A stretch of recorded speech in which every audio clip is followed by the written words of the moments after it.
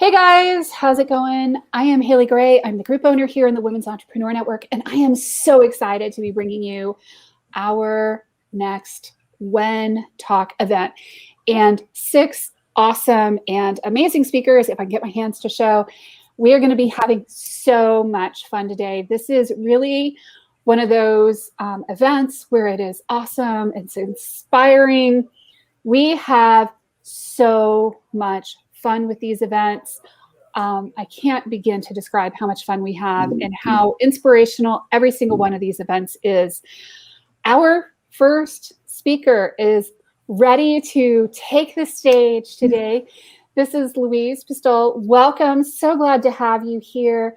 I am honored. I am grateful to have you here. And with that, I will yield the stage. And so I'm going to blow you up and make you all big.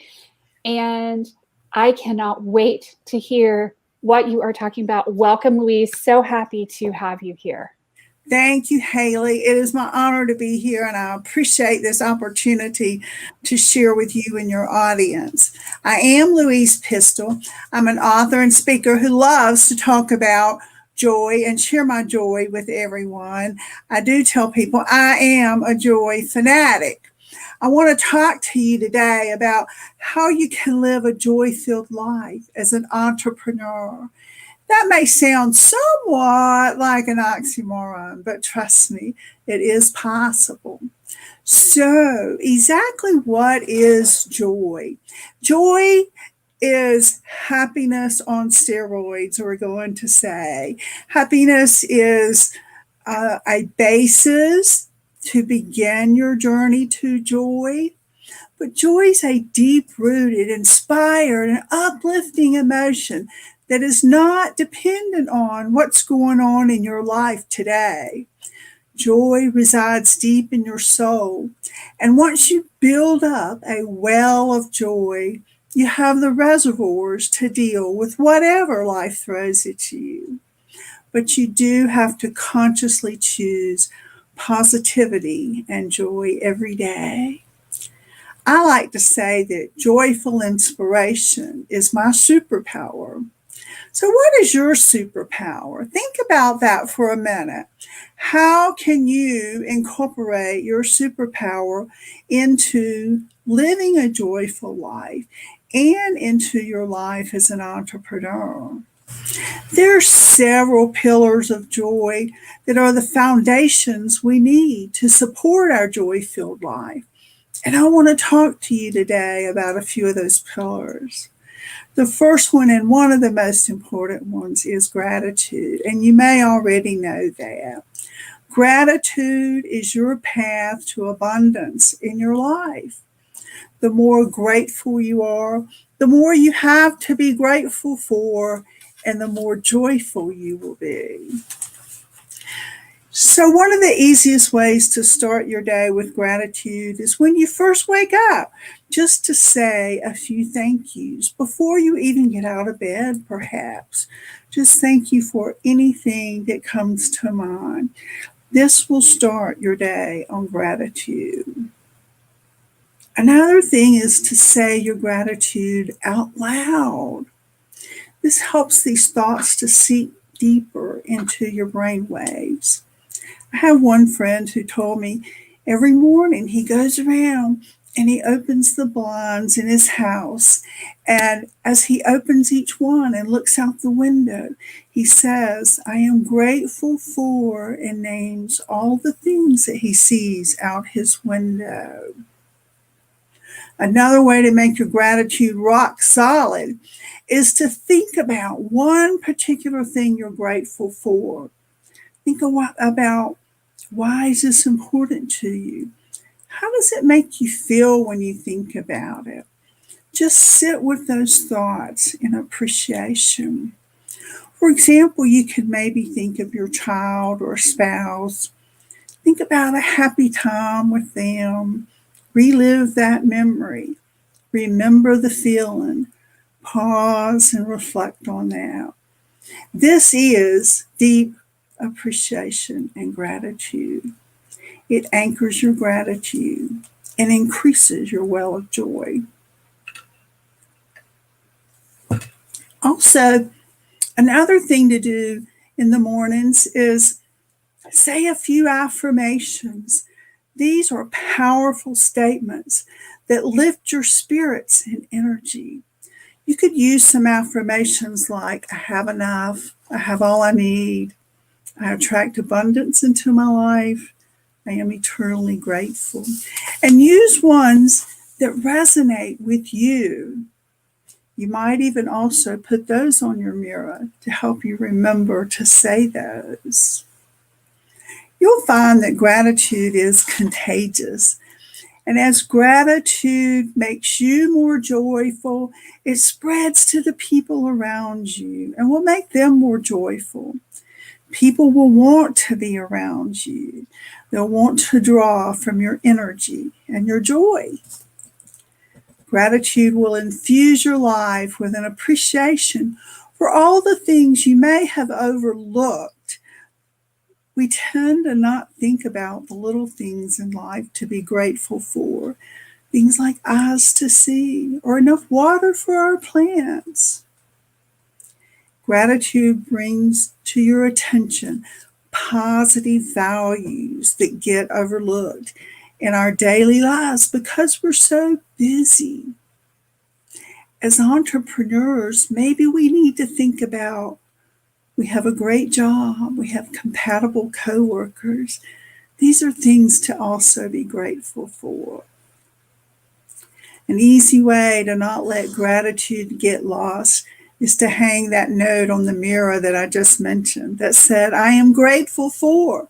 And every time you look in the mirror, you're going to be reminded to say a couple of things you are grateful for. One of the amazing benefits of gratitude is you start to move from seeing the glass half empty to half full, but eventually you'll see that glass as overflowing. So another pillar of joy I want to talk to you about is having a positive mindset. And this is your I can do it attitude. It's real important for us as women entrepreneurs to have that attitude. We must find a way to rise above the negativity in the world. And we can do this by spending time with like-minded people and finding good things to focus on. Sometimes it's difficult, but do try to look for the good in every person and in every situation. I do have 2 tips to share with you on maintaining your positive mindset. The first one is one that I use myself. And when you have a negative thought go through your brain, immediately think of 3 positive thoughts. That will leave you on a positive note. For example, I live in the big city where there's a lot of traffic. And traffic gets on my nerves and people drive fast and they're in and out of lanes and I just want to scream. So once I say traffic is bad today, I could flip that thought with some things I'm looking forward to. Like I'm looking forward to having lunch with a girlfriend. Or yay, it's Friday. Anything you can think of that is positive to flip that negative thought. Another tip is I use when circumstances present themselves. You're in a conversation and somebody brings up a negative story or comment. You know where this goes. The next person has a story that's even worse, and the next person has a story that's even worse. And it's all downhill from there. But can you either insert a positive comment or just change the topic altogether? Recently, I was in a conversation like this, and 5 or 6 people had told all their negative stories. I had heard all I could listen to. And so, out of nowhere, I said, have y'all seen this great movie? And named this particular movie. Everybody started talking about the movie. I don't think they even realized I just changed the topic on them. Life is just too short and too precious for us to fill ourselves with all these negative naysayers. So another pillar of joy is one that I have personally called quietness, or nurturing your spirit. Quietness is a form of self-care. It brings peace and calm to your life, and taking care of yourself is essential to living a life of joy. If you're empty of energy and love, kindness, compassion, everything else in your life will suffer. But there's some ways that you can bring quietness and joy into your life. One of my most favorite is being outside, a walk in nature, or even just sitting on the porch watching nature. Absorb the sights and sounds. Pause and listen. Are the birds singing? Can you hear the leaves rustling? Sit on a bench and let your mind wander. This activates all the feel-good hormones and reduces your stress levels. You can feel your heart swell with joy. And being outside and being on the porch is something I do really almost every single day, even when it's cold, even when it's hot. That few minutes outside brings me back to my joyful center. Another quiet activity is meditation or yoga, and you hear a lot about this. But as you calm the chatter in your brain and stretch your muscles, you're making room for more goodness to come into your life. Another topic in quietness is sleep. I haven't slept good for a very long time, so this one is very personal to me. But sleep is necessary for our bodies to heal and restore, and our minds need the rest. Hopefully, all the other quiet activities will help you with your sleep. But the one last activity in quietness that I want to talk about is journaling. And journaling is something I have done for 20 some years, and I've got stacks of journals to show for it. But as you release your thoughts to paper, you clear the pathways in your mind, in your soul. It's a way to release and reset any negative thoughts. You'll see your intentions and reflections come alive. Journaling truly is probably one of the best therapies for your mind and soul. Owning a business can be stressful, and quietness will ground you for the days going forward. The last pillar I want to talk about today is service. You know how people choose a word at the beginning of the year, their word of the year. And I think this has replaced what used to be our New Year's resolutions. Well, my word for this year is serve. So I've taken a lot of time this year to think about serving others. And I do believe our purpose in life here on planet Earth is to serve others. Service can be anything from holding the door open for someone to teaching orphans in a third world country and everything in between. As entrepreneurs, we're in a unique position to serve others. Not only can you serve your own clients, but you can reach out and show your love and light with others in your sphere of influence. Offer kind words of support and encouragement. Take a tray of brownies to someone. There's many opportunities to serve in women's shelters for the homeless, domestic violence, drug treatments. But one important one is nonprofit organizations are always looking for professionals just like yourself to serve on their board of directors. The ideas of ways to serve is truly endless. And by giving back or paying forward, you gain that feel-good factor and a boost of confidence too. But no matter what you do or how diligent you are about continuously choosing joy and positivity, there'll always be the days you just don't feel it. And I have those days too. You might be sick, there's stressful things going on in your life. Now, what do you do? Well, one quick and easy way to bring joy back to your life is to grab a hug from your child or a spouse or a neighbor or a friend or even a pet. We have a neighborhood cat who kind of roams between four houses. He's real friendly and loving. He lets me pick him up and hug on him. Of course, I have to give him a treat afterwards, but his hugs do restore my joy. But also, you can turn up the music and sing or dance. Phoning a supportive friend is often helpful. A short burst of laughter brightens your mood immediately. But I think the best way to restore joy is to find one thought that feels good and focus on it. For me, I like to think about the grandkids when they would spend the weekend with me when they were young. And they would end up in my bed with me, and we would talk and laugh and watch TV and eat snacks in bed. That always brings me back to my joyful center, even remembering that now. So just know life doesn't have to be perfect to be joyful. One thing I want to caution you about on your path to joy is to watch out for joy stealers.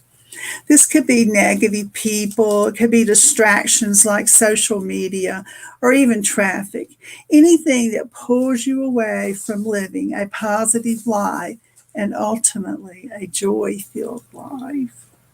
Somehow we must find a way around these joy stealers so that they don't pull you into a downward spiral.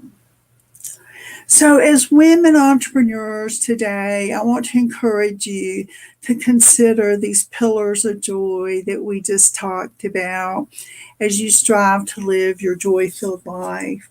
First of all, we talked about gratitude, which is your path to abundance. Every day, express gratitude and make an effort to choose joy. And even on the not so good days, still express gratitude and look for little moments of joy that you can hold on to. Then we talked about a positive mindset. And as women entrepreneurs, this could be your path to success. Then we talked about quietness, and that's the path to restore your soul. This allows you to calm the chatter in your brain, align your body for daily activities, and restore your spirit. Service is your path to joy. And as you serve others, whether it be large or small ways, you will soon feel your heart filled with joy. I hope you can use these pillars and tips to expand your joy and live the life you've always dreamed of. My closing comment for today is a quote by Mother Teresa. And she said, "Where there is love, there is joy." Thank you for allowing me to spend this time with you today. I hope that there are some ideas here for living a joy-filled life as women entrepreneurs that you can take and build on. The best way to contact me, and I'd love to hear from all of you, is on my website, which is louisepistol.com. There's other social media links there that you can see once you get to my website. Thank you.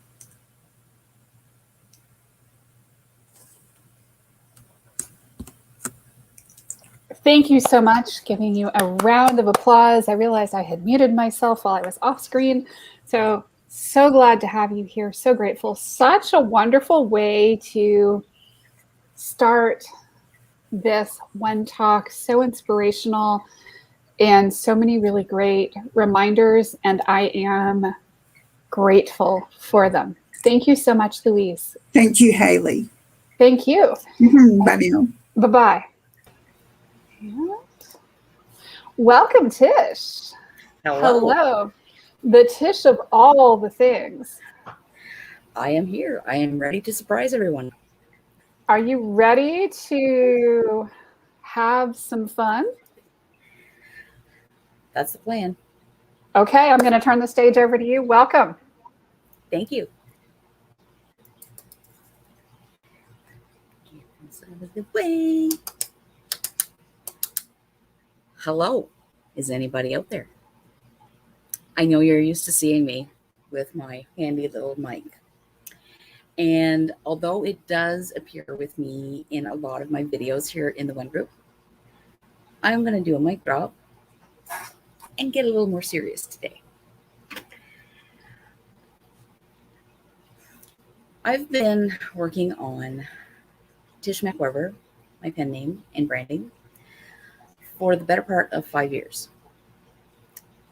It didn't happen overnight.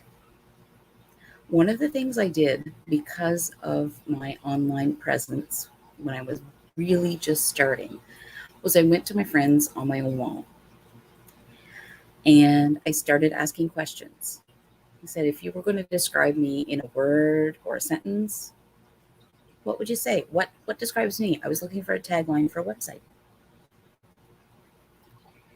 I have a story on my blog about choosing the name Tish McWeber and also getting the branding settled out.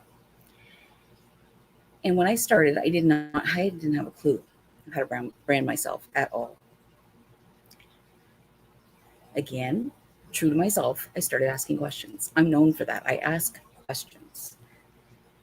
And generally, I don't always get the generic, you can Google that, because I ask questions about things that are personal, not always tech issues, not always things that you can easily find on a YouTube video, although sometimes that's the direction I got because people do know that I'm new to all this, or I was back then, and they would point me in the correct direction. If they didn't, if it wasn't a quick answer, that's sometimes how people responded. I chose a pen name, and for the longest time, ever since I could remember, my pen name was going to be Pamela Forrest. I don't know why I picked it, but I loved it. With 2 R's. Since then, I have changed my mind in my direction a little bit on that, and I went with Tish McWeber. So my pen name does not conceal my identity. It expands it a little bit. The Mac is from my maiden name. I was a McClellan growing up, and my husband did not want to combine those names when we got married. I thought it'd be really cool. I could create a tartan for the McWeber clan.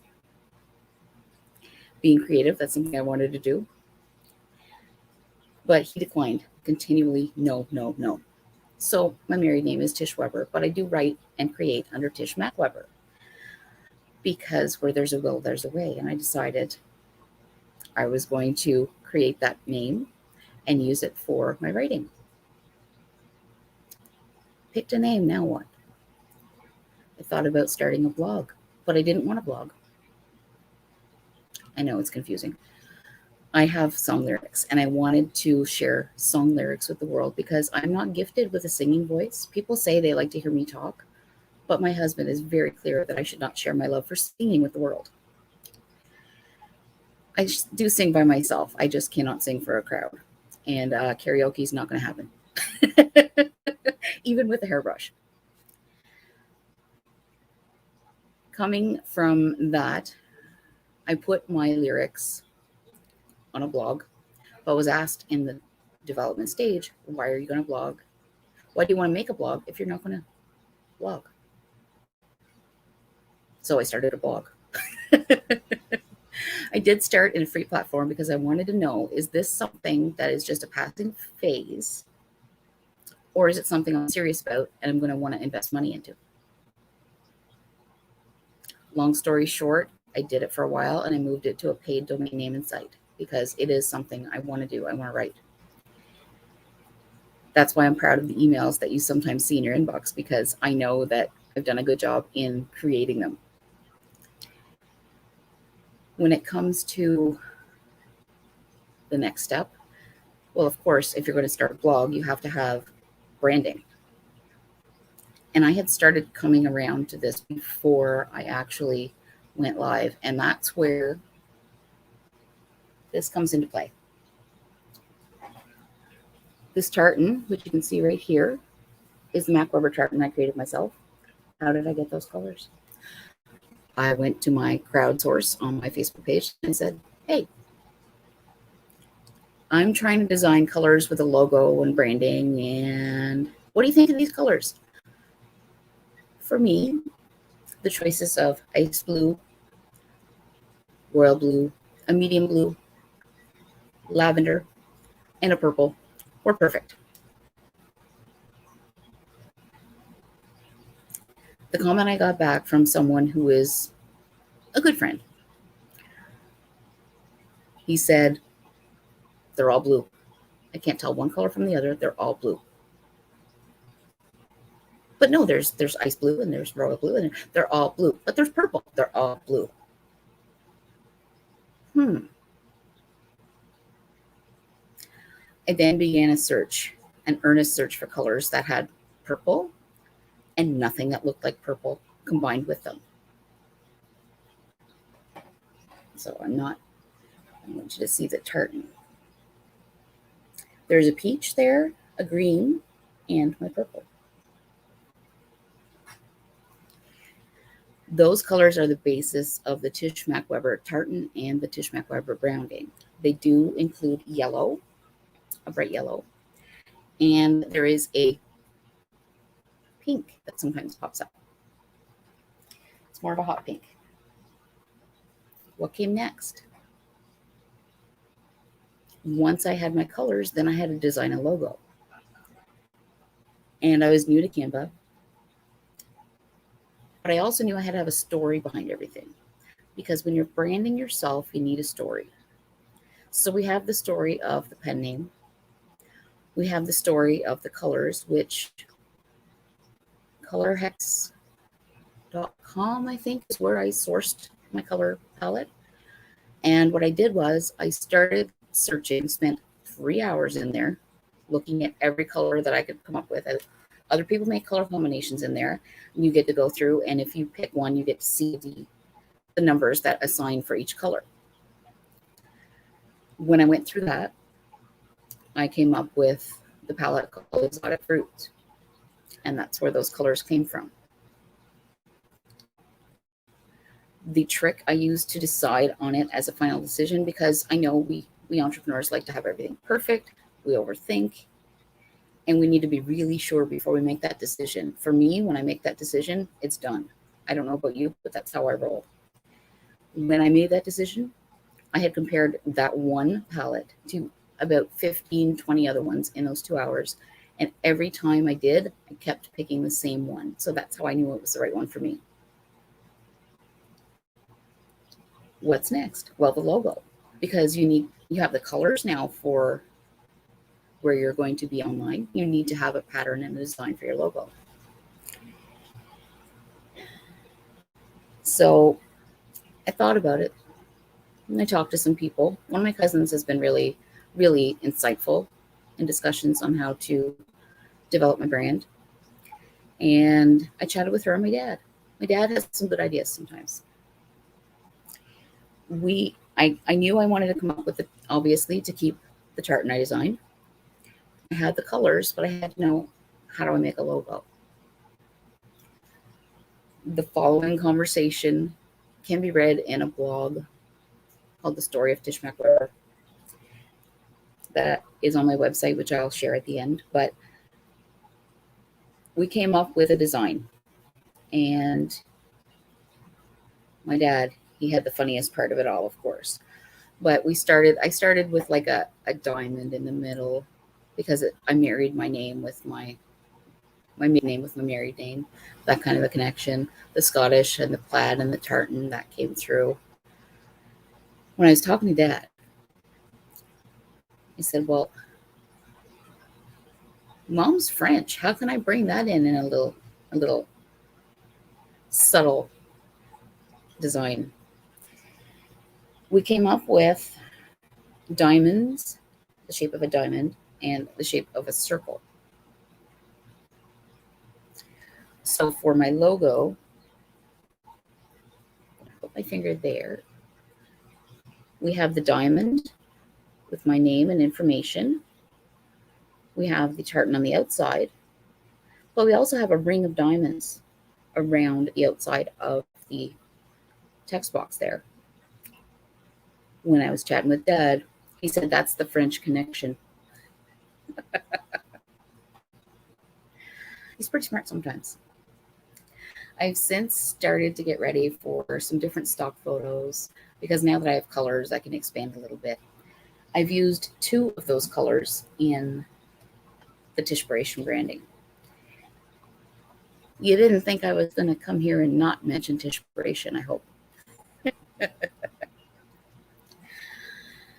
Tishpiration is something that happened a few years ago when I was on my journey, and it's become something that I've been able to define. It is defined as the art of surprising yourself. So that was your little hint, whether or not you grabbed it on the way in here when I was filming live, to let you know that there might be a surprise speaker. I was not scheduled to speak today, but I'm happy to fill in. Tishpiration is the art of surprising yourself. That's the connection there. And I've kept 2 of the colors to create the logo. Again, crowdsourcing for this one. The ideas keep coming, but they all center with my heart and they keep growing. Those are thoughts that I have with the Tishpiration. I recently talked about it in Clubhouse and the Biscotti Park event on the weekend. And when I mentioned the whole story of Tishpiration, which I can get into a little bit here, it was said that it's a movement. It's not just a word with a definition. And I fully believe that in my heart. And it's really, really great to have someone confirm that who I've never had that discussion with before. So that was really awesome. Tishpiration is something that came out of my journey to become a backup dancer for Janet Jackson. Spoiler alert, she did not call. But the feeling I got when I sent in the audition, that's what Tishpiration is about. Because I overthought about it for a week. I came up with the word Tishpiration, brought it to work. I was at a call center at the time. And one of the critical people that I worked with who was very, actually liked the word and the thought. So I started a campaign. Tishpiration showed up on Janet Jackson's website very briefly. That was an exciting moment. Because in that moment when I finished that dance, the feeling was unbelievable. I was at home by myself, preparing to go get my husband. And I remember standing at the kitchen table, getting ready to pick up my keys and doing the with my feet going, and nobody saw it. It's one of the things I wish I had on camera, but it's a moment that I captured, and that is the essence of Tishpiration. When you actually pull off something you never thought you could do. Editing that audition tape, that was a whole adventure in and of itself. I didn't know how to record myself, figured that out. Had a friend help me figure out some dance moves. I had her come over, she gave me some insight. We worked together for a day. The following day, I got the footage I was able to submit, and it was definitely a moment of Tishpiration when I found it. Right up to the moment where I walk up to the camera at the start of it and say, let's see what we got here. Because that's me. It's spur of the moment. I wing a lot. I do like to have a point to what I'm talking about. So for Tishpiration, I needed a different logo. And there's even been some confusion in my branding about Dazzy or the other cats, because I wrote a book Where Cats Tell a Story. When I started as Tish McWeber, that was my book inspired by my friend. And that book helped me heal from the loss of my own pets and the loss of my friend. But the part about my pets was a surprise to me. I didn't realize I was holding it in my heart. And I was able to move on as a person who had put some things to rest when I was done, and I published that book. And it's always going to be my first book, and it's always going to be the book I'm proudest of. I did it. Another moment of Tishpiration. When I was working at that call center, it was a drag your feet and go to work kind of a job. I didn't like it. It got old, and management was not always supportive. And they wanted a lot of change quickly, including my job description without any change in pay. So we've all been in the rat race. I had to be at work early most days because of transportation. I would start at 9, but I'd be there by 7:30 because my husband would drop me off on his way to work. I approached my boss and I said, okay, we have this internal kind of social media thing here at work. Is there a chance that I could come to work early, log into that program, and maybe write a blog once a week for everybody to read in the company? Is that something maybe, because I'm here, I have breakfast, and then I am just killing time before I start my day? Nope. But we do have a bulletin board. Maybe you could decorate that. What do you mean? I asked. You know, I think we should have a Wellness Wednesday movement in the company, and I think you should head it, and I think you should handle it. Whoa, that's a lot of work. I don't know if I can take that on. At that point, I was still writing the book, or had recently published it, and was trying to figure out what was next. Thought about it. Within a week, I was decorating that bulletin board. And the reason I bring that up is because I brought Tishpiration to work. Tishpiration can be anywhere at any time. It's something that you take pride in when you complete it, and it's something that brings up you and everyone around you. When you feel like you have accomplished something that you didn't think you could do, that is the essence of Tishpiration, and that is exactly what I felt like in that moment when I finished filming the audition for Janet Jackson. I wanted to pull my hair out when I was editing, but then when I finished that too, it wasn't the same. It was just done at that point, and I was happy about that. When I write, it comes out. When I write something that I know is going to land properly and make people stop and think, that's Tishpiration too. It's something that I've had inside of me my whole life, even since I was a little girl. And I am working towards sharing it with the whole world, because it is a movement and it's too big to keep it all to myself. So I see we're close to time, and I want to thank you for listening. I hope I haven't bored everyone to tears, and I promise the mic didn't go far. I'm going to have it ready for the next time I go live in the WEN group. Thank you for listening, and I think I'm close here. Yay! How'd I do? Hey there. I rescued you. You did good. You did really good. Good. Kept it on time. And I enjoy seeing the progress in Tishpiration and the Tish of all things, and how things are going in your business, because you have really grown, and the branding has really grown, and all of the fun things. So it's really cool to me to see you know, the growth and that progress through that Tish becoming or becoming Tish. So it's a lot of fun to me to actually get to see that and see you get to speak. And the progress of the hairbrush and all of the things is just really kind of awesome to me.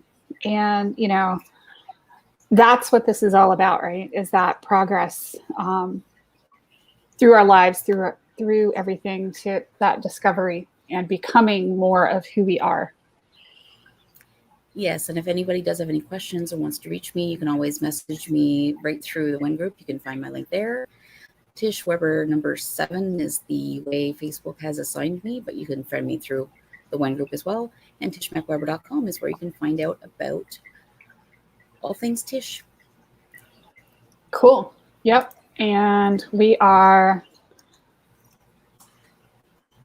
waiting for our next speaker to hop on, and she is working on getting on. We had some surprise swaps around with our speakers this afternoon, which is totally okay because this is part of how we roll. This is part of being small business owners and entrepreneurs and all of the things. So anyway, for our members of the Women's Entrepreneur Network, we've got some really cool events coming up in the next little bit. Next Thursday, we have WEN Networking, which is networking together, building our businesses, getting that chance to talk to people face-to-face-ish in a Zoom environment. It is a really cool opportunity. I think a lot of times we underestimate the value of good networking and how much that will do for our businesses. So when you see the links pop up in the group, hop on to the WEN networking events. And then we have a challenge going for July 17th. And it is going to be super cool. So the networking event is really easy to fit into your day too if you're working from home because it's only an hour. Mm-hmm. And you get, I think, 3 rounds within the group to network with different people. Mm-hmm. And it's kind of like gambling. Sometimes you end up in the room with the same people, but that's okay. Mm-hmm. You just become better friends. Yeah, absolutely. And all things being equal, people buy from those they know, like, and trust. And all things being unequal, people still buy from those they know, like, and trust. And we have an amazing speaker today. We have Georgina, who is one of our WEN Live presenters, who is joining us. And hello, Georgina, and thank you, Tish. Mm-hmm. And bye bye. How are you? Hi, Tish. She's going to give you the microphone. Thank you. Thank you. Hi, how are you? I'm doing good. How are you? I'm doing great. Thank you for inviting me. I'm very grateful for that one. Mm-hmm.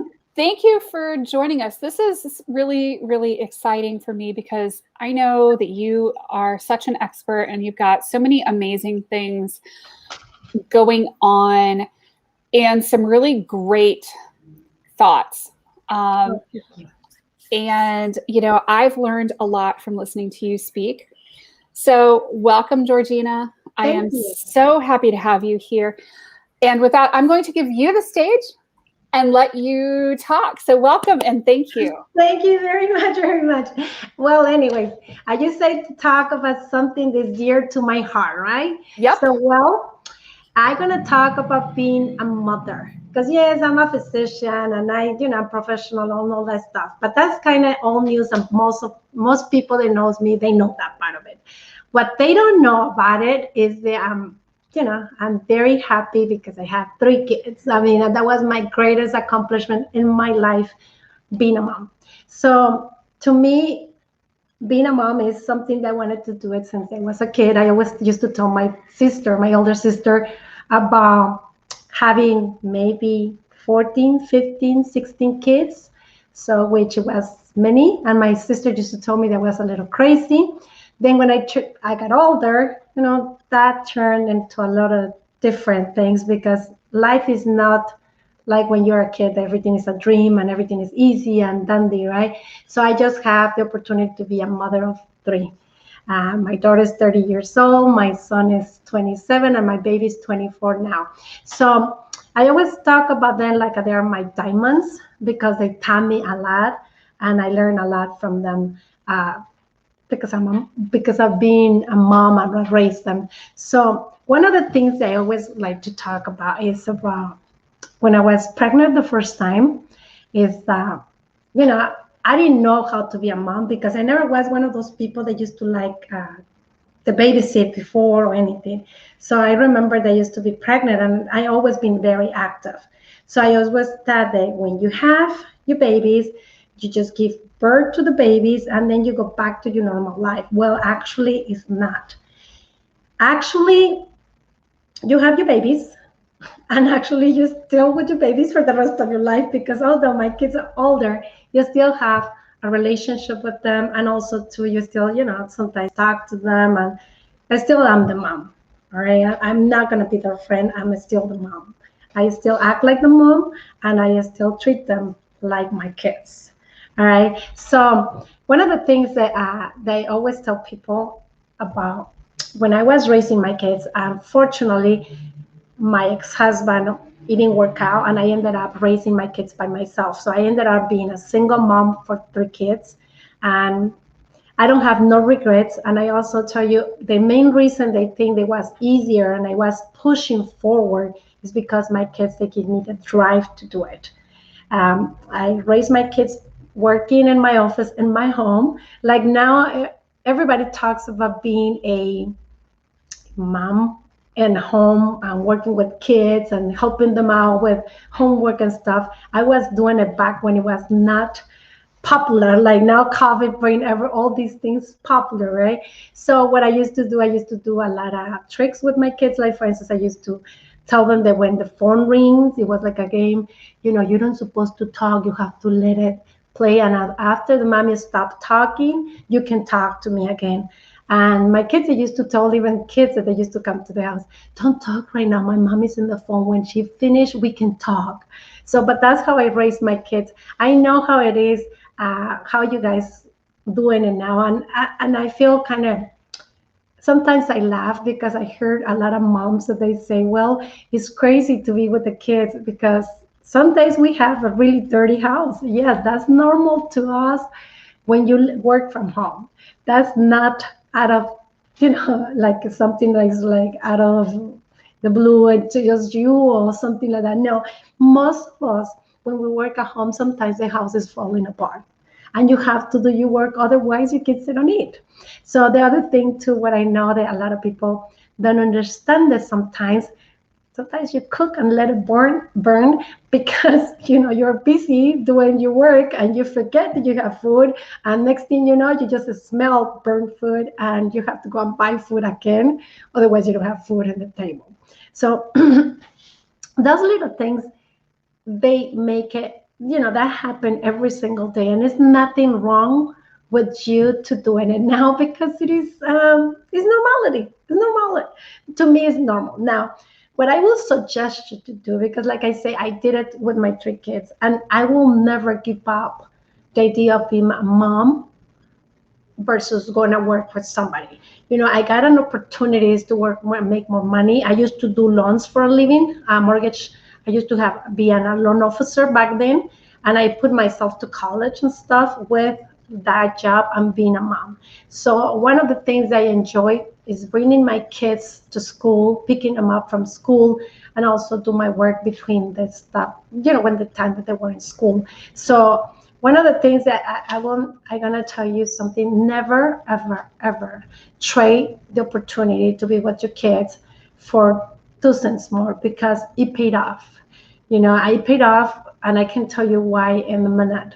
All right, but I mean, honestly, you got to do a lot of hats when you're at home. You got to be a cook, you got to be cleaning, you got to be a pet owner, and you got to change diapers, and maybe sometimes you're with the phone here and a paper here, but the kid here. I used to get my kids like that in here. That way I can be, I can do things. I was able to do all those stuff, but like I wanted to do this because I know that a lot of people, a lot of females especially, this is new to them.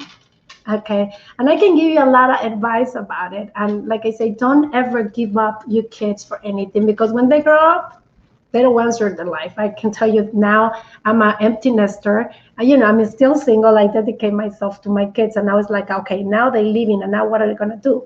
I have one of my sons live with me and quite often say, you should get married.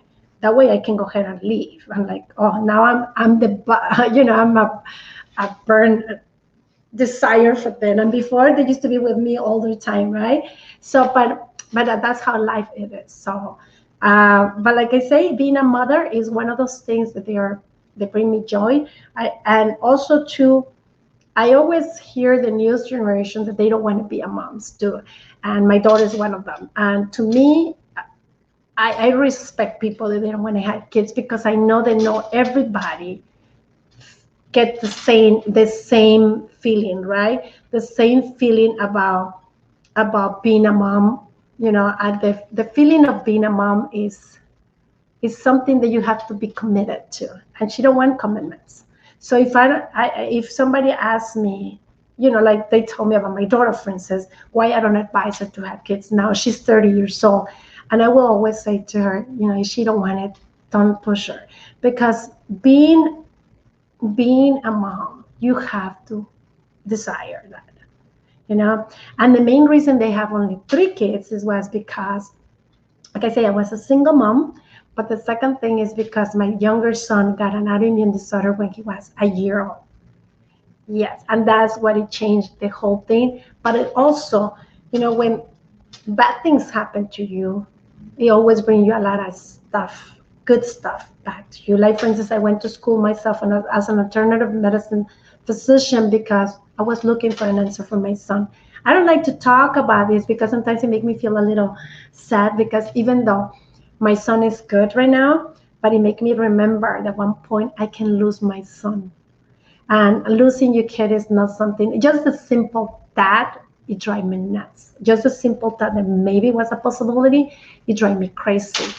It drives me crazy for real, and it's very, very overwhelmed for me, And that simple issue, that simple fact that happened to me, it changed my life completely. I switched to alternative medicine, and I done a lot of things that most of my colleagues they didn't done, because I was looking for an answer. I was not looking honestly to see patients. I used to think I was more like a business person, and to be honest, I never thought they're going to be taking care of anybody. They want to be touching people, because I used to be really grossed up to touch people. I used to be like, at the beginning, I used to touch my patients like this, like, because I didn't want to touch everybody, to be honest. But nowadays it's normal, because that's how that's what you do, and they train you for that, right? But I wasn't, not my intention. It got, my passion grew because my situation, and because I heard some people, they say, when you give love, you're gonna get love. When you give food, you're gonna get food. And when you give health, you're going to give health. And I always was looking to have my kid healthy, because, you love your kids so much and you do anything for them. So I know that probably you're going to say, oh my God, you can talk about your kids all day long. Yeah, probably I can.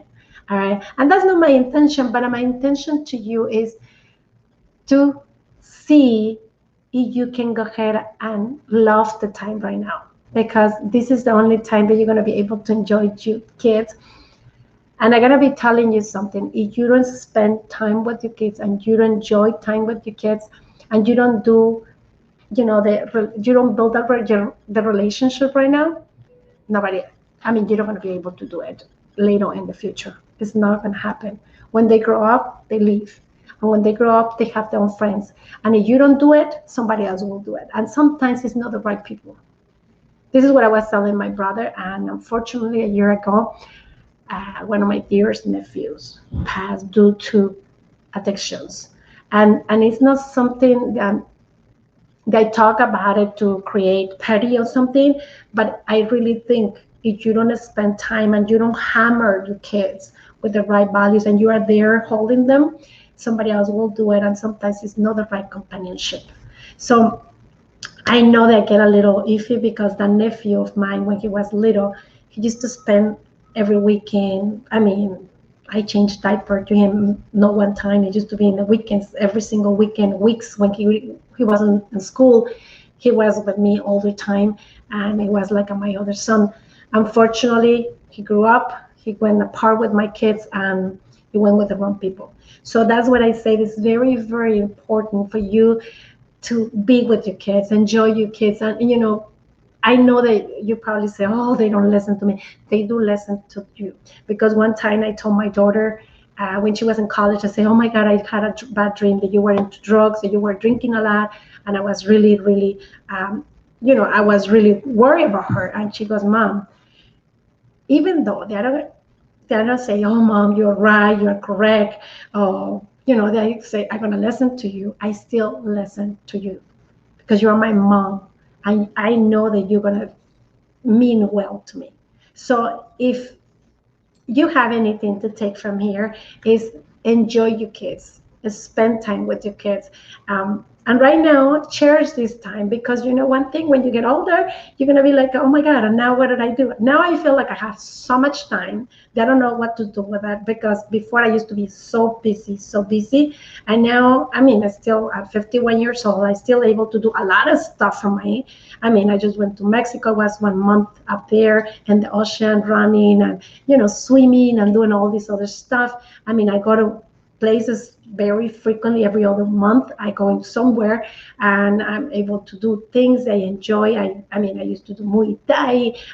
Sometimes I used to go play volleyball and stuff. So what I'm saying to you here is that you will have time for yourself as well, and you can enjoy, and you can have time with your kids and do something that you guys enjoy together, and you can bond.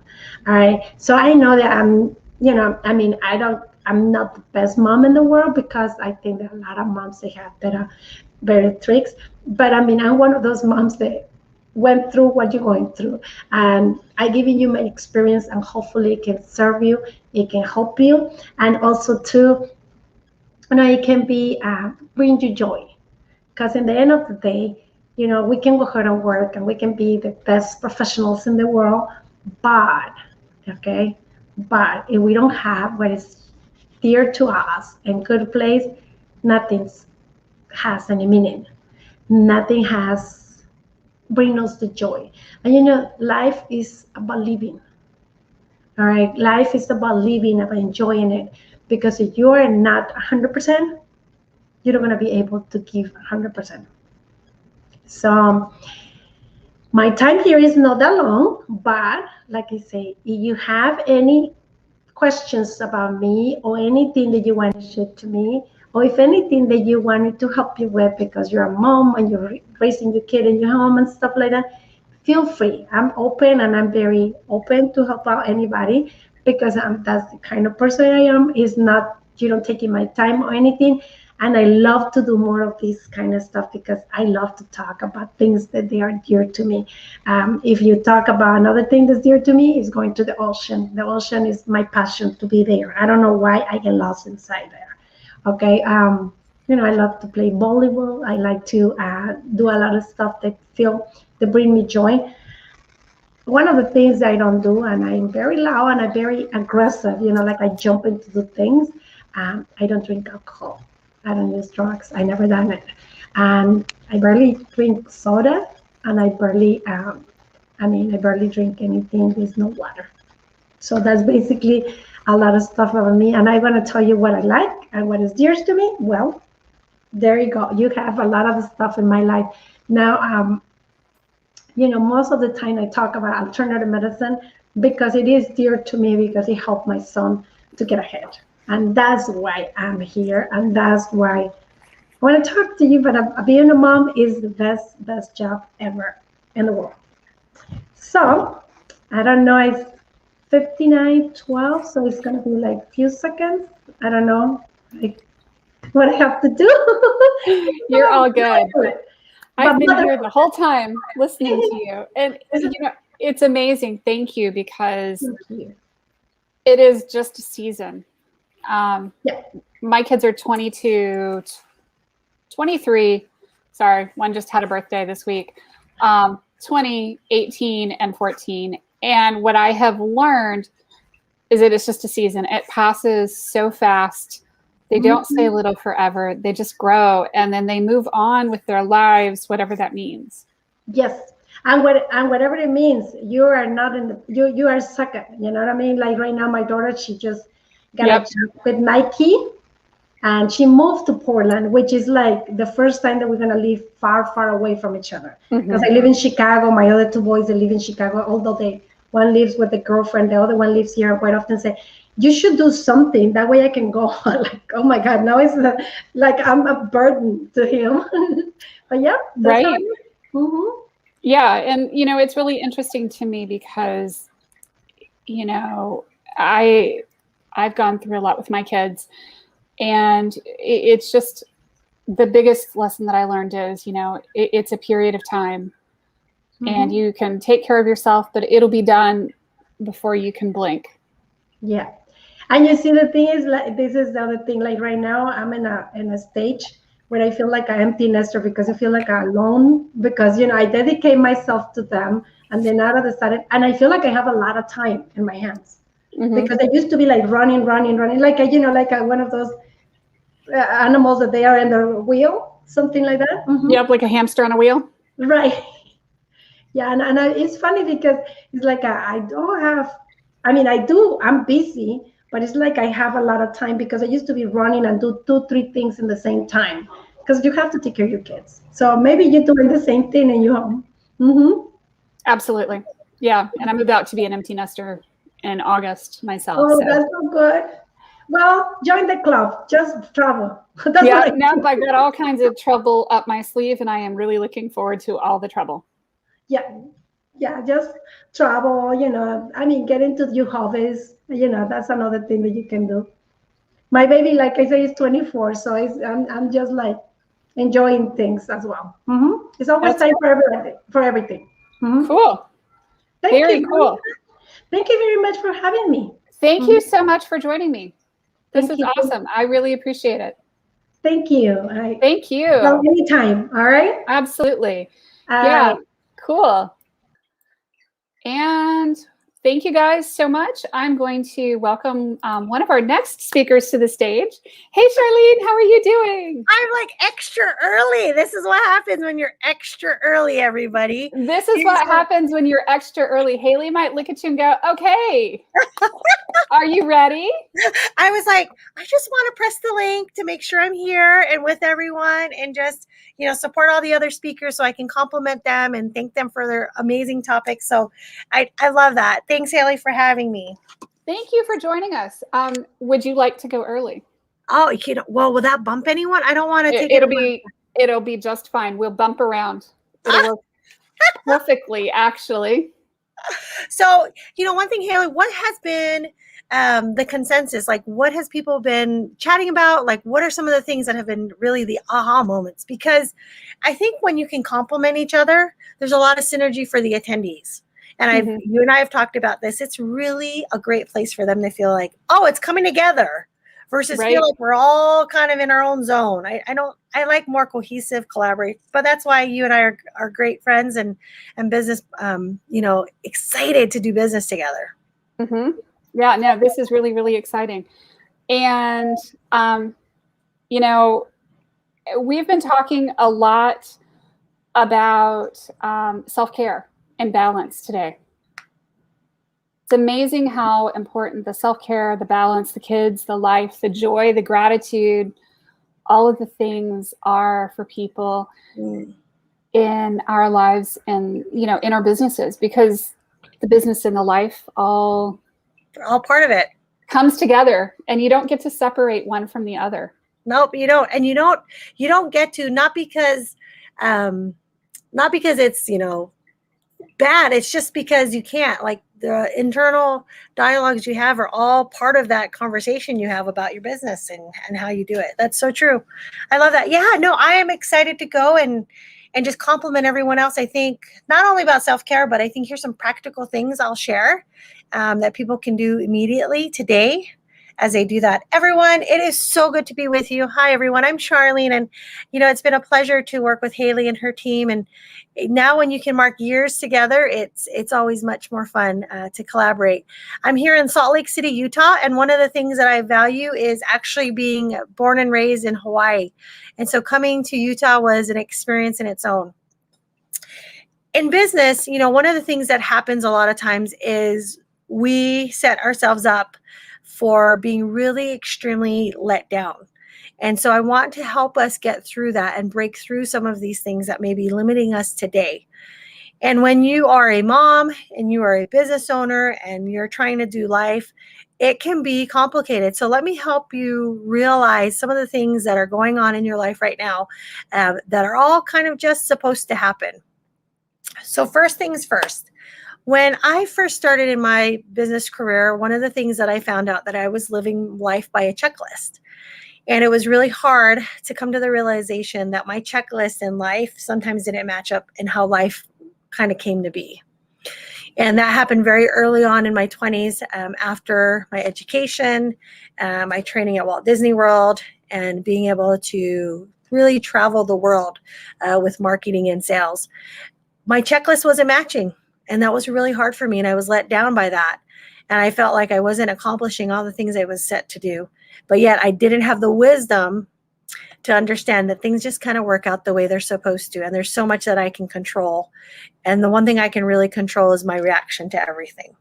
So hopefully what I'm going to present today will give you some insight and some permission to allow yourself to be human. So when I wasn't, filling out my checklist and looking at life and figuring out that I wasn't getting everything I wanted, the first person I naturally blamed was myself. I was thinking, what was I doing wrong? What was the things that I was falling short on? And I want to give you permission today, ladies, and some gentlemen, hopefully, who are watching this, that, you are created by design. To have some of the things in life be hard and some of the things to have some pain and struggle. That is all just by design. Those are the things that are supposed to be. And so if you experience some of that, I just want to give you permission to say, that's just life. And life sometimes has those things, good and the bad. So when I was in my late 20s, I decided to adopt 2 children. And I didn't know a single thing about motherhood, and I was single at the time. And I just felt like this was my calling and my purpose. But how was I going to balance being an entrepreneur with being a mother of 2 children who were 6 and 7? And unfortunately, I sat down with my kids and said, I don't know anything about being a mother, but I know a lot about living your best life. And I have a promise to make to you that you won't be the story you came from. And so I stuck to that promise in the highs and lows of entrepreneurship and the real struggles that sometimes being a CEO, it's a very lonely place in life. Even though you have a great network and great friends, sometimes it's really lonely. I think sometimes my biggest frustration was I wish I knew what I knew now when I was 26 years old, making some big decisions in my life. And being able to be a mother and being an entrepreneur was really powerful because I was able to really provide a life for my children that people could only dream of. My daughter sang on the Great Wall of China, and that experience wouldn't have been afforded if I wasn't an entrepreneur. My son, traveled to San Diego State and was there for a football camp and being looked at by D1 schools. That would have been afforded if I had a job full time. So entrepreneurship was a huge solution in my life, but it was really, really hard to take care of me. And a lot of times I was last. And that's normal because of our design as women. We naturally want to take care of people. We naturally want to nurture people. We naturally want to have our hand in many things. And so one of the things that I've done in my life is given myself permission to be human.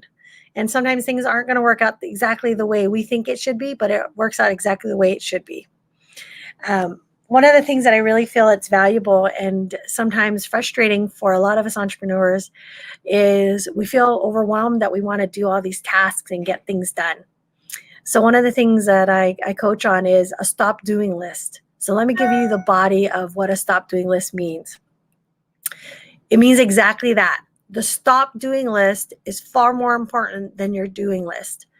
It's because it gives you freedom to say no. Say no to the things that will not bring you the things that you want, and say yes to the things that will help you achieve your goals. So as a mother of 2 children and being single at the time, one of the biggest things I had to stop doing was really being worried about what people thought about me, what people were perceiving my situation as I was a single mom of 2 adopted children. I didn't walk around with that badge. I just said, they're my kids. I'm here to help them. I'm here to help them grow. I'm here to help them out of a situation that wasn't good for them, and that people's opinions didn't matter. And how did that translate in my own business? I stopped worrying about what other people thought. I stopped worrying of being about other people's checklists. I just kind of did me. And that's what allowed me to have great experiences as a mother, as an entrepreneur. Another thing about the stop doing list is I looked at all areas of my life, whether it was in my faith, was in my work, was in my personal life, within my self-care. I had to stop doing the things that weren't serving me. So one of the things I did was I stopped trying to make that I had to be everywhere. I gave myself permission to stop feeling like I needed to be everywhere from sunup to sundown, and that I had full control of my schedule and my time. It's one thing to have time. It's another to be able to choose how you spend your time. So hopefully that's something that you'll underline, highlight, and circle and really get clear. Your stop doing list allows you to be very selective how you spend your time. The last thing about the stop doing list, which has been really great in my, 17 years of, being in marketing, is that I had to stop worrying about what I didn't get done. I would set the intention for the day and for the week and for the month to focus on those things in my business that I really could control.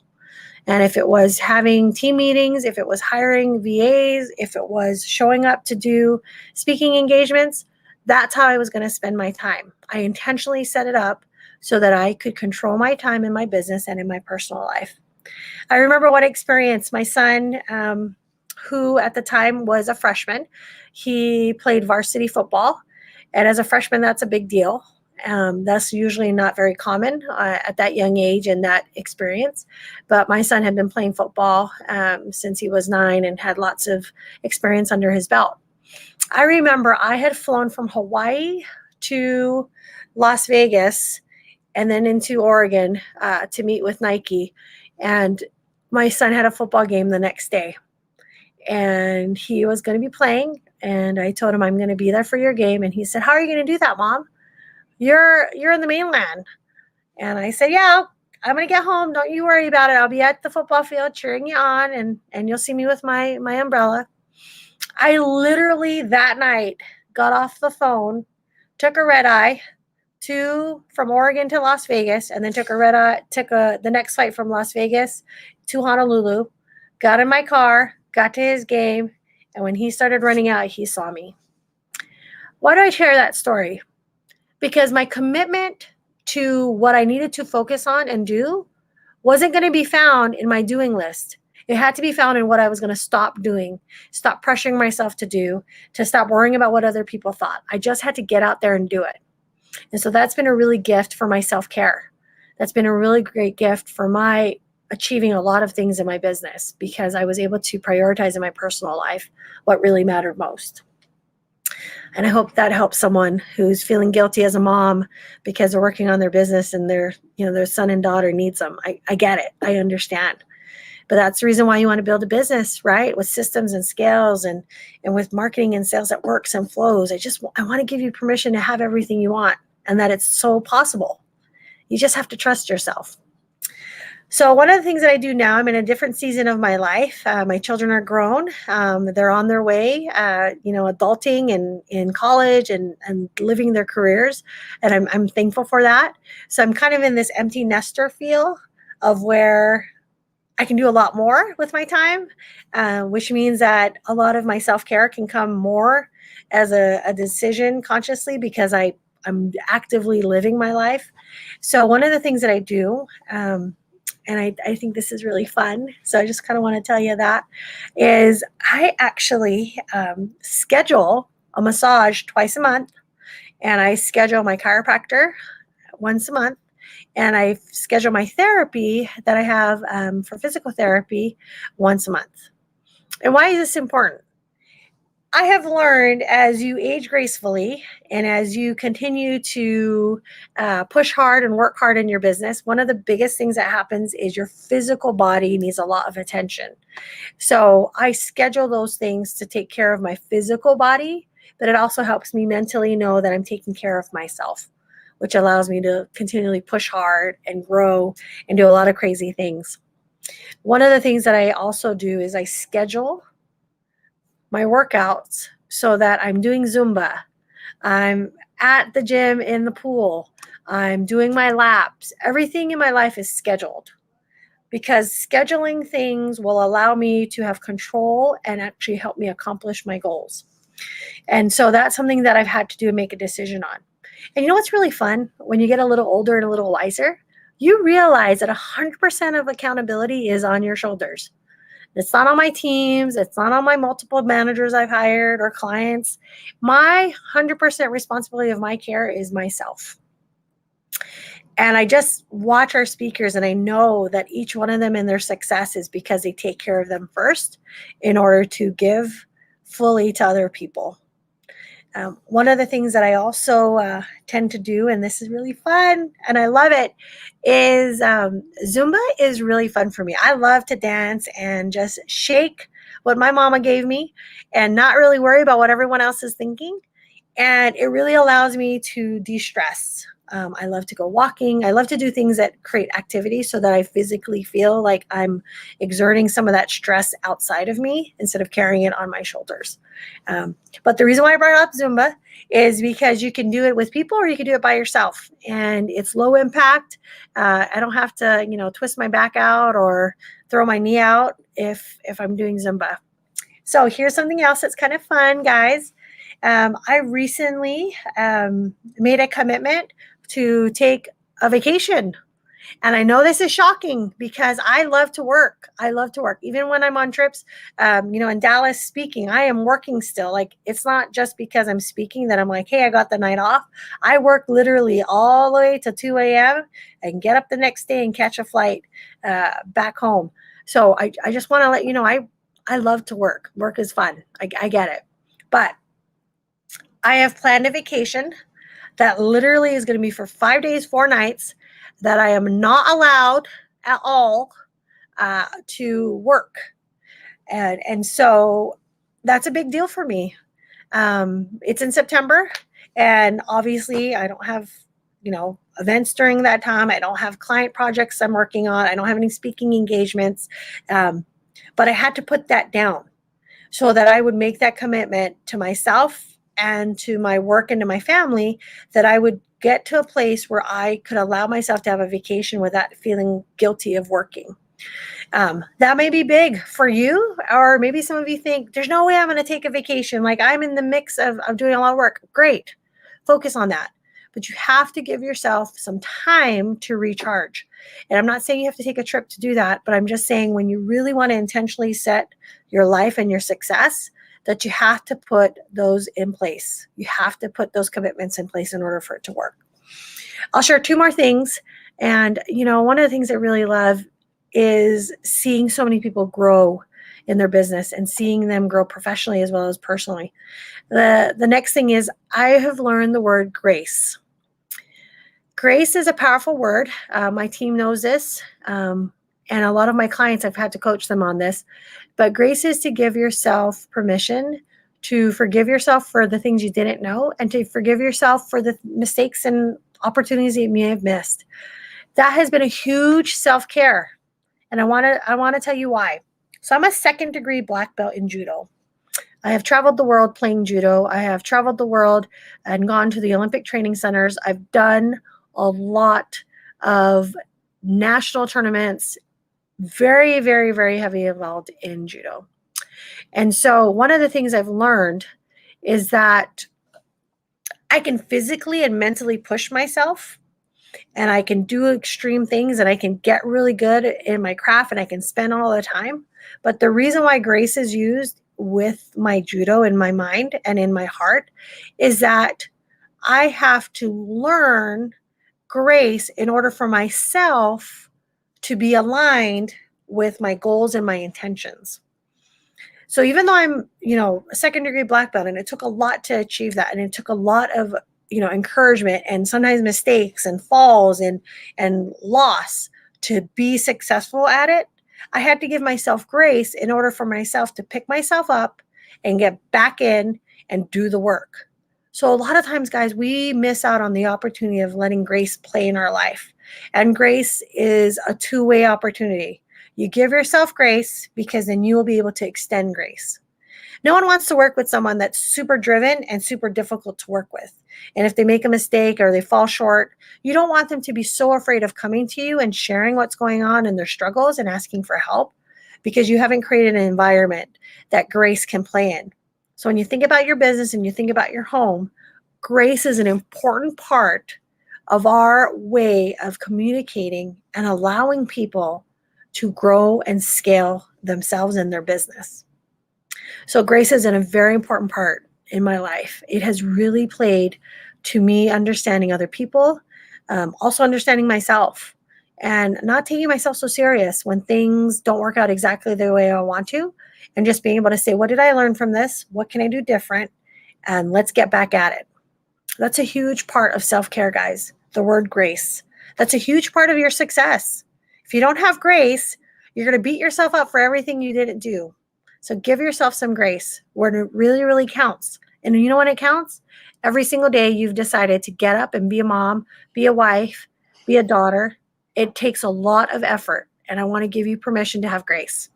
Here's the last thing, and I've got so much more, so I'd love to meet you and talk to you. If you message me, I'd love to connect with you. If there's conversations that you want to have, if there was something in this talk today that really helped you, please share with me. I would love to know. My life is made up of amazing moments, and when I string them all together, I look at my life and I have so much to be thankful for. So here's the last one. And this has really helped me really live the life that I have. Today is the result of a lot of bumps and bruises and scars along the way, and I'm thankful for them. The word that I have used in my life is gratitude. And I walk every day with having a power hour in the morning, and I literally spend 10 minutes listing all the things that I'm grateful for. And when I'm dealing with, hard things during the day, I still go back to my gratitude list. I still think about all the things that I'm grateful for, because it allows me to be aligned with all the things I want. I want to be happy. I want to be successful. I want to share the good news with everybody. And because I'm thankful and I have gratitude, it allows me to do that. So here's how I practice gratitude. You heard my power hour, so that's big, guys. I want to tell you, that's really big. Get your gratitude hour, okay? Now, the other thing that I do is I write lists of things I'm grateful for. I write thank you cards. I thank my friends. I thank my clients. I thank people around me all the time. Next to my desk, I have a bunch of thank you cards with stamps on them, so that when something happens, I send a thank you card, and I'm so excited that I can do that. Another way that I practice gratitude is I really have a thankful heart. This has been done not only because of hard work, but I've used it in a way that has allowed me to forgive people who've hurt my feelings, forgive things that weren't done by my choice at all, but because things have happened and were acted upon me, I find a way to thank them and have peace and forgiveness with that. And forgiving doesn't mean that the pain goes away. Forgiveness doesn't mean you forget about the situation. It's just I don't have to drink that bitterness of that experience and have that poison me. Nelson Mandela said, when you hold grudges, and you kind of hold these ill feelings towards people, and you're expecting other people, to feel the pain, it won't. It's like you're drinking poison and you're expecting someone else to die. So gratitude helps me have forgiveness and grace and appreciation and walk around with a big smile on my face and be excited to work on hard things with amazing team people. Like, I get it. Life is hard, and that's going to be part of the, experience. But I always have a gratitude experience every single day, something I can say I'm thankful for. So how do I do that? 1, I write thank you cards. 2, acknowledge gratitude for the things in my life. 3, I actively look for ways to be thankful. I actively turn hard things into opportunities to say, what did I learn? What can I do better? What can I do to experience more good things in my life?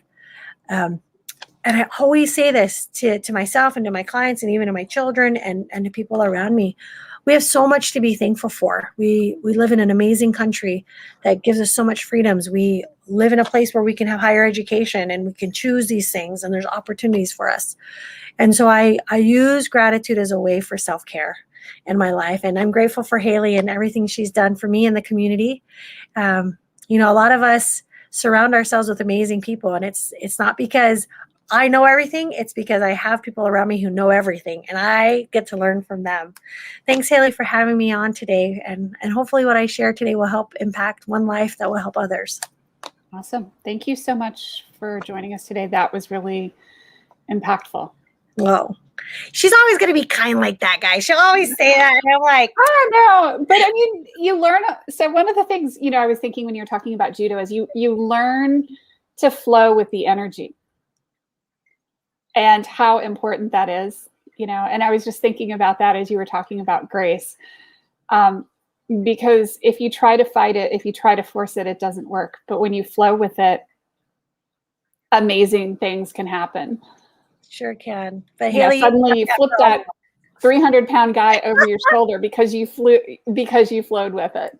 Exactly. And Haley, you do that for so many of us. You give us so many reasons to be thankful. You give us so many reasons to go with the flow and have grace in all of you do. So we have so many people that are impacted by you. So thank you for having me on today. Thank you for joining us. This has been awesome. Oh, thanks so much. See you guys later. Bye-bye. See you. Bye-bye. And thank you, Helen, for joining us. How are you? Hey, thank you. Welcome. I'm so happy to have you here. And you are going to actually be perfectly centered as soon as I pop you up onto the screen. So welcome. I am going to hand you the microphone and get you going. Here we go. Thank you, Helen. Oops. There we go. Add you back to the stream, flip it backwards. And now maybe we got it. There we go. Awesome. Well, thank you. I just got the stage. Here we go. My name's Helen Edwards. Thank you, Haley and Tish, for having me on. One of the things I wanted to come on and speak about was the subject of perseverance. And I think this is a great subject that needs to be not only discussed, but also encouraged, because perseverance is what lies behind each of us in our endeavors to keep moving forward and keep our dreams happening, keep our goals happening, and keep whatever, we're trying to make happen in our life, whether it's, getting a higher paying job or getting our entrepreneurship or business rolling, real estate, friendships, relationships, anything like of the sort. Perseverance is always in the background. And it's kind of like, when they say you fill your cup up, it's like, how much of this perseverance do you fill your cup up with? And, and then you find yourself sad and, depressed and maybe lonely, trying to go towards your endeavors, and you realize like your perseverance cup is running very low. So that's something I wanted to just discuss here real quick. So one of the things that helped me strive and keep moving forward, I'm known for making moves. A lot of people say, she's making moves, you're making moves. And when I talk to friends and people that run into me, they're like, I'm making moves. And I'm very action based. In fact, sometimes I feel like I'm a multiple achiever, constantly going. And when I don't know something, I often get stuck on what I don't know. And I immediately go watch YouTube videos, motivational videos, inspiration, because I want to get something to just push me through that obstacle or that stuck feeling of I don't know how to do it, or it gets overwhelming for me. So one of the things that I teach is about the nurturing the warrior within, nurturing the archetype. And I know there's many people out there that talk about the warrior, but I want to go back into time a little bit and talk about the warriors that are in each of our, I believe, each of ours lineage somewhere down the line.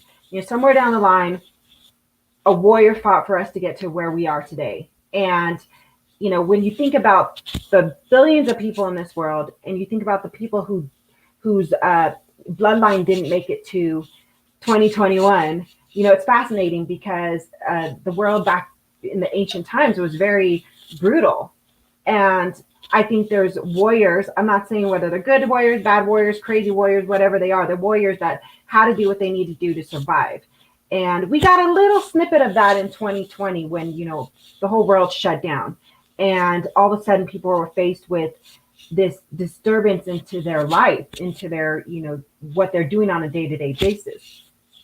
And for me, specifically, you know, I practice what I preach. I'm very big on practicing what I preach. And that's a big thing for me to keep striving and moving forward. Another thing is I know that I have tools. As a warrior, I've got tools. I've got, you know, when you're on the battleground, let's just say, my son's in the Air Force. When you're on the battleground, we have this discussion. You want to know the person next to you. If something happens to you, the person next to you is going to warrior up and be like, I got you. I'm going to take you to safety. And it's kind of the same in the civilized world. You know, when we're out and about, we want to know that our friends and people in our circle have our back, especially when we're feeling down. Perseverance is so big to me because, you know, and I want to say in 2017, my brother took his life a day after I launched my book trailer, and it was devastating. And I remember thinking, you know, just how we have our family tribe, he also has his friend tribe. I have my tribe of women, very powerful women that when I have, you know, depression, manic or bipolar, suicidal thoughts, things that I deal with myself, they're there to lift me up. You know, where was his tribe to lift him up? Now, it's nobody's responsibility on his actions, but I think about the idea of the warrior spirit. You know, when you have a warrior spirit, you have tools and you use them, especially in the field of battle, you know, especially when you're going through that hard time, especially when you're going through that obstacle. Now, warriors, they train a lot. They protect their mind, body, and spirit. They're ready to go. They're ready to go when they're called forward. You know, that's also self-care. That's also, you know, digging in and doing the work that needs to be done to increase your abilities on the battlefield. Those battlefields, if you look at it, can be in our mind. Our minds can be a battlefield, especially when we're fighting with ourselves. We don't want to get out of bed. We think something's too hard. We gotta fight with our loved one. You know, something happened. It's in those moments that I feel that the warrior needs to come up and say, I'll handle this. I got this. Let's take a step back. Let's take a step forward. Let's take any step that we need to take to make this work and keep moving forward. I love how Tony Robbins talks about remember your whys. And the why for me, I really try to keep it flowing and keep remembering. A big why for me, and if you have your whys and you sometimes forget them, I just want to encourage you on this why. Maybe this will inspire you. Right now, in this moment, there are children unnecessarily dying, abuse, there's sex trafficking, there's kids without clean water, there's so many domestic violence situations going on, sometimes in our own backyard. You know, there's so much horrific things going on in this world. And for me, one of the things that I do if I find myself in a place of complacency or stagnation is I will purposely watch videos. I will purposely, you know, search out horrific things that are happening in this world, because I want to know, I want to be reminded that I'm here for a greater purpose. I'm here to help. You know, when I was a kid and I was going through a lot of abusive situations, I always wished adults were doing a better job at adulting. I wish that somebody would rescue me. And I know right now in the world, there are kids out there that are wishing there were adults that would just step in their power and come save them. There were, you know, I know there's abusive situations going on that people are wishing there was somebody out there that would help them. As a coach and author, I, you know that I can't save everybody. I understand that.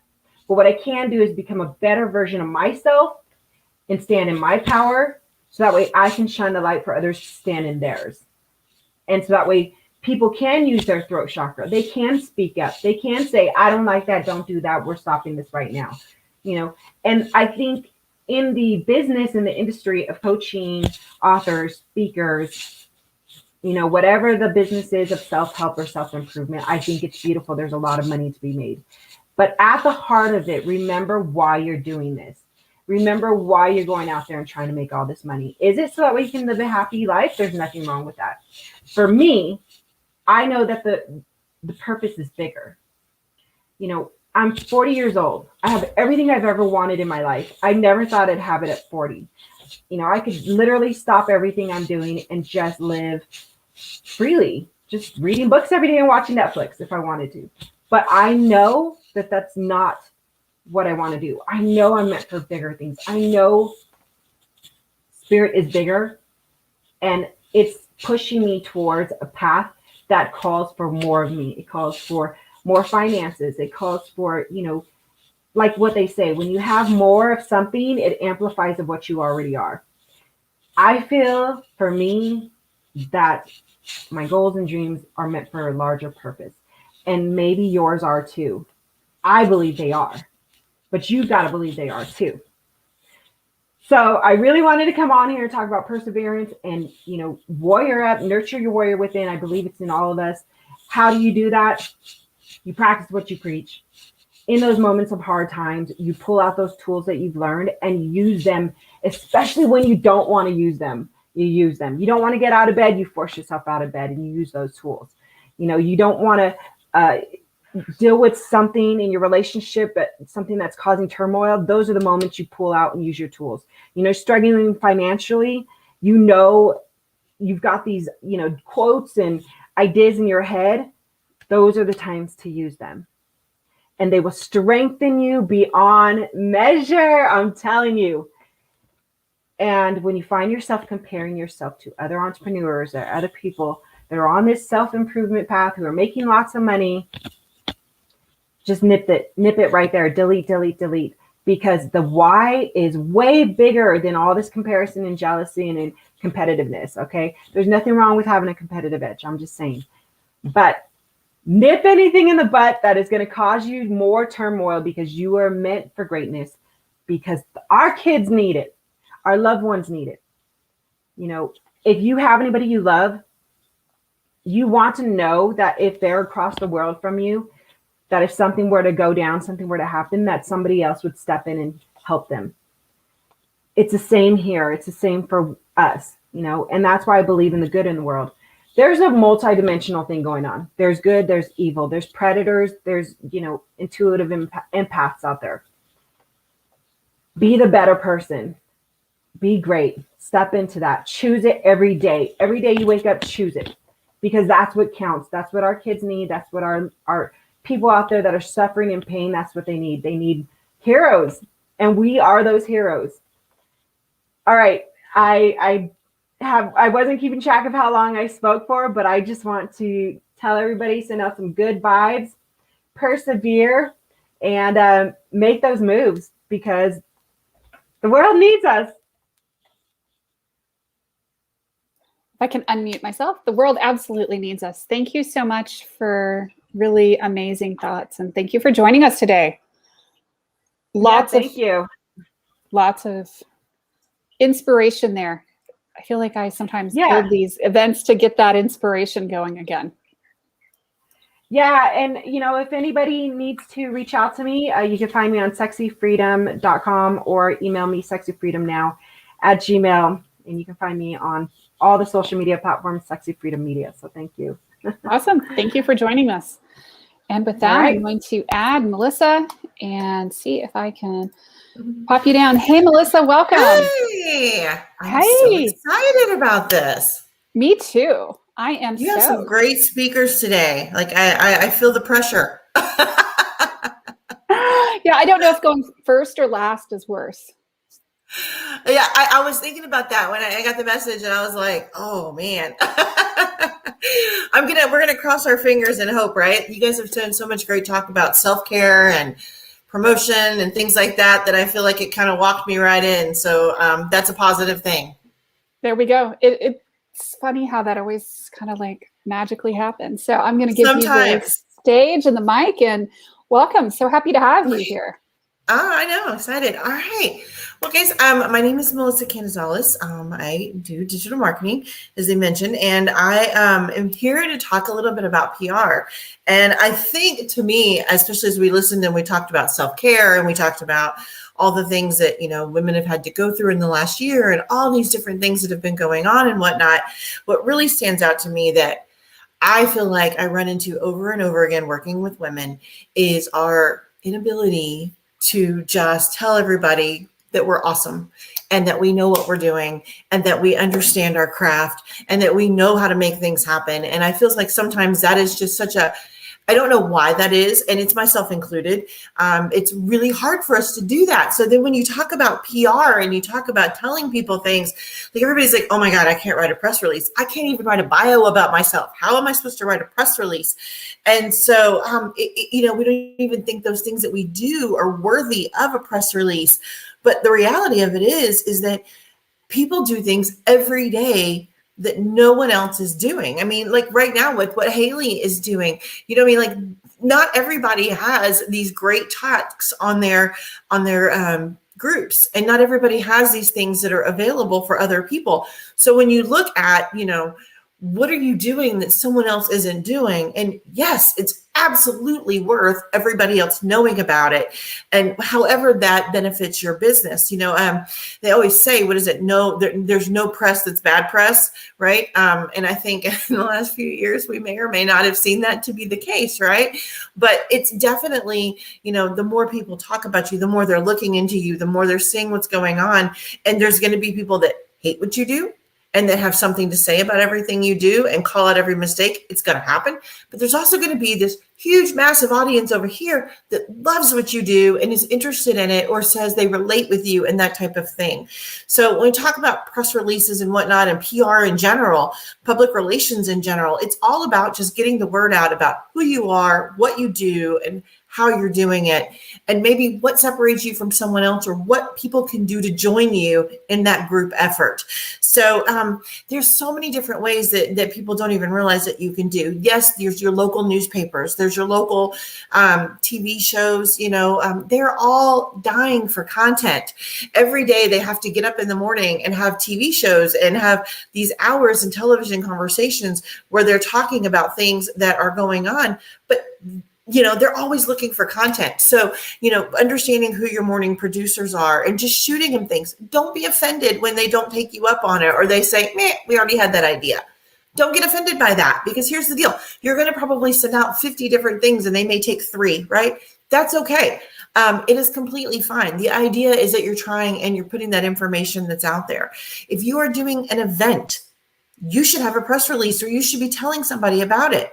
If you are doing a special show, if you wrote a book, if you, I don't know, maybe you have a great class. Maybe, you know, you've had some amazing review about something fabulous you've done. Maybe you're having a workout in the park, you know, maybe you're a health and wellness coach and you're starting yoga pop-ups.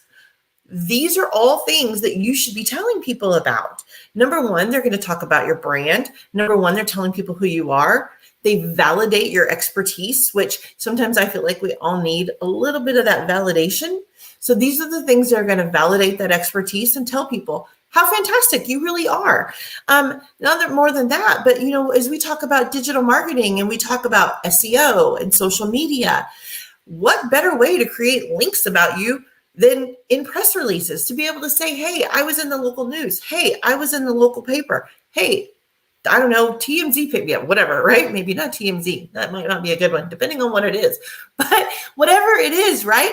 Like, what better way to talk about who you are than to have those different press release and press junkets out there for you? When people Google you, that they see that information and they know that you actually are an expert in your field, right? That is all things that are going to help your SEO. It is a great, organic, completely natural way to help your SEO. When you talk about social media, every time one of those press release and press junkets gets released, That should be on your Facebook page. It should be on your Instagram. It should be everywhere, right? Because that's spreading your own good news. There's nothing wrong with that. We need to be better about that. We need to be better about telling people our own good news, because I think it's something that none of us do a great job of. Maybe a few people, but for the most people, we don't do a great job at it. And we need to not be afraid to tell people that we're amazing and we're awesome and we're doing our best, and they should jump on board with that plan. Again, put yourself as the expert. I see a lot of times people say, I'm on social media every day and nobody's paying attention. I'm on social media every day and I'm not getting responses. You've got to make yourself that expert, right? You've got to make yourself be that person. And I think one of our big things is we forget how much we know. I told someone just the other day that we watch all these, like I used to watch when I first got into digital marketing. I watched every marketing video that came across my page on Facebook. And for those of you in digital marketing, or maybe not, you know what, you probably completely are like, yes, me, thank you. That was me too. I watched every one of them because I thought, oh my God, they know what they're doing, right? They've got these huge packages that are out there. They know how to present it. They know all these different things. I have to listen to their stuff because they know what they're doing. And you know what I found out? They didn't know that much more than I did. Maybe there were some nuggets, right? Like definitely it was worth listening to. There were nuggets, but it wasn't like they just had this great, brilliant thing that they knew that I didn't know.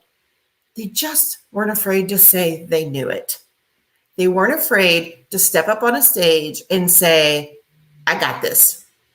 And I was. So that is my biggest piece on when it comes to PR and press releases and whatnot. Don't assume that what you know, everyone else knows. Don't assume that you don't know enough, because you probably know just as much as the next guy. Assume that you are the smartest person in the room and stand up there and have that conversation, and don't be afraid of it. Here's the deal. If you submit a press release and they've already seen all that information, you know what they're going to do? They're going to send you an email back and say, we appreciate you.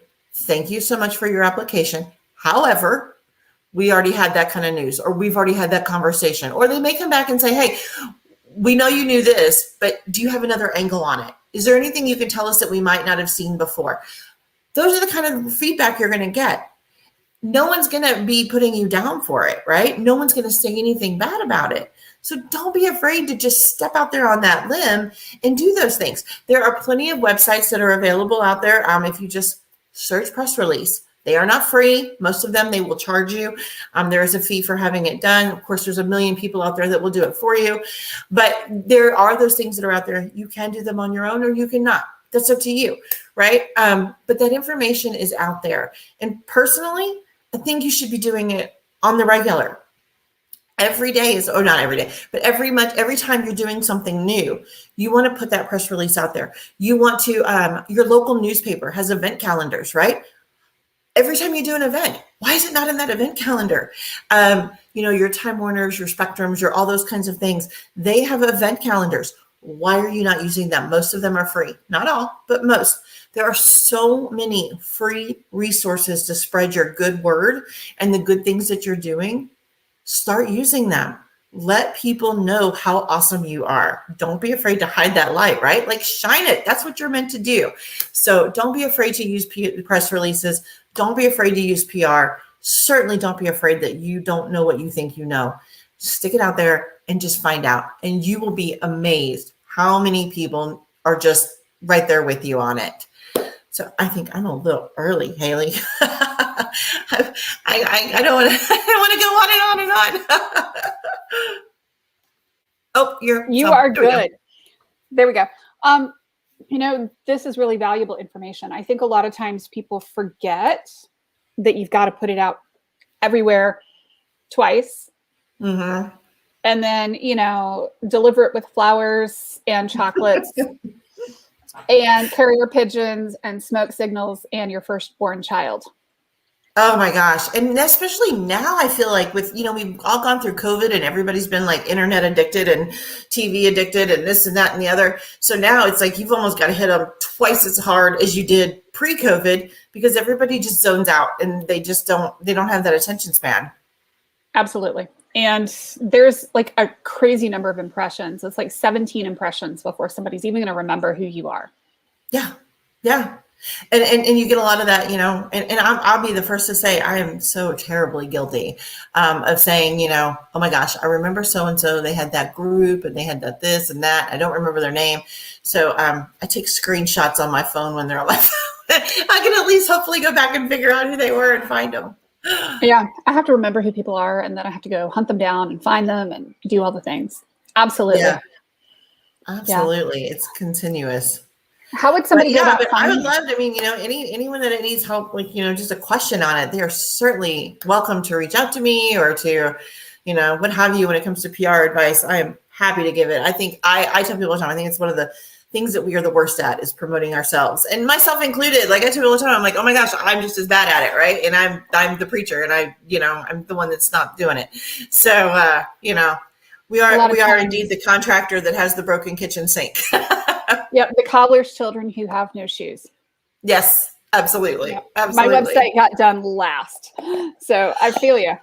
Yeah, I know. I had somebody the other day who commented like, hey, do you know that link on the bottom of your site is broken? And I was like, didn't, but that doesn't surprise me. Yep. I'm very sorry. But hey, yours is working, and that's what counts. There you go. Thank you so much for joining us. How does somebody get in touch with you? Yes, absolutely. So they can visit my website. It's www.imprusa.com. Or they're certainly welcome to hit me up on Facebook, Melissa Canizales, or Innovative Marketing Public Relations. And you can message me anytime, carrier pigeon, whatever. I'm flexible. Awesome. Perfect. Thank you for joining us today. This is awesome. Thank you so much for having me. This was awesome. Thank you guys, and take care, and we will chat soon. See you next one.